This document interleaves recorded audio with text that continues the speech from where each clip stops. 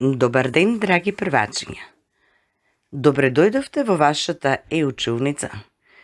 Јас сум наставничка Елена Масторидис од Основното училиште Лазо Трповски Карпош од Скопје. Денеска ќе имаме час по природни науки и ќе учиме за материјали. И тоа за материјали надвор од училницата. Вие имате за цел да ги научите материјалите, да ги знаете нивните својства и да правите разлика меѓу нив.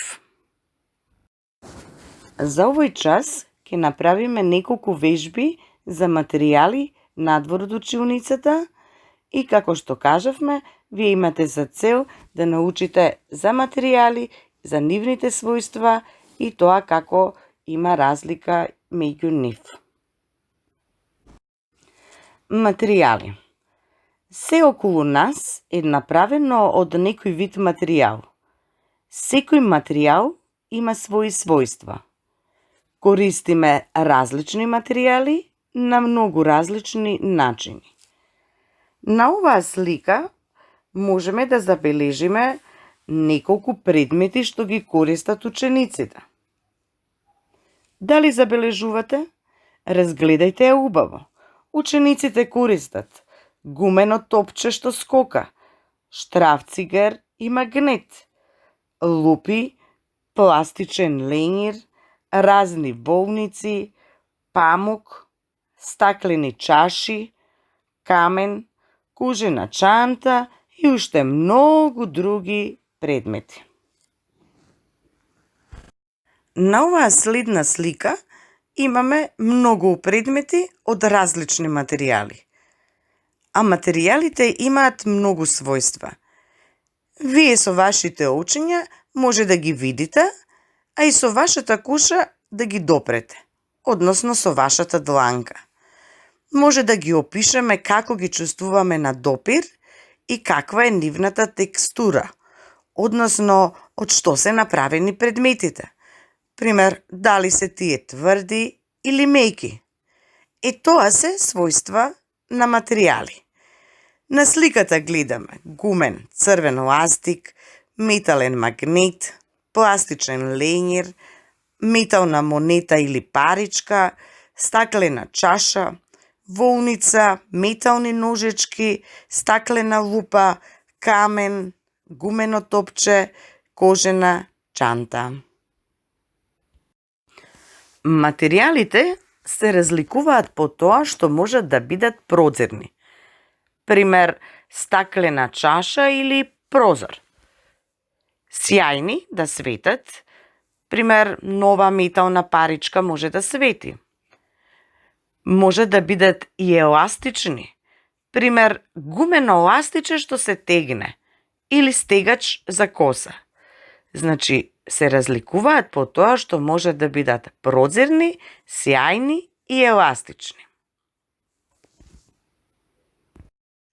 Именување на материјали. На оваа слика ќе ги именуваме материјалите.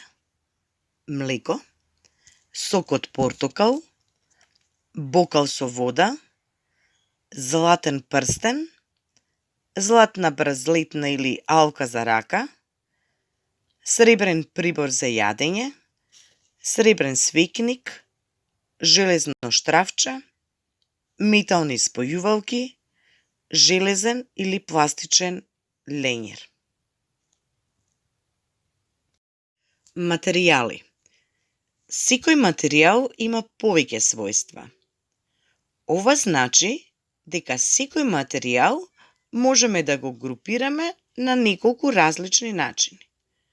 Например, стаклото е сјајно, тврдо, мазно и прозирно. Секој својство може да се искористи за да се направи група. Какви можат да бидат материјалите? Материјалите можат да бидат тврди и меки. Дрвото е тврдо. И металот е тврд. Волната е мека.